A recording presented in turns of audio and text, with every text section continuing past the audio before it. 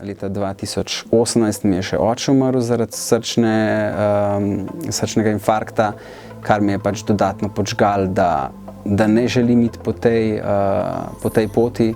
Tudi ogromno mojih bližnjih ima težave z rakom, prekomerno težo.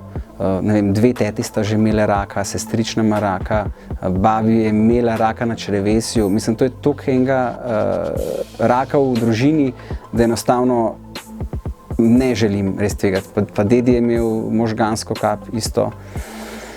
In pač to je dokončen razlog, no, pač, da sem se odločil. No.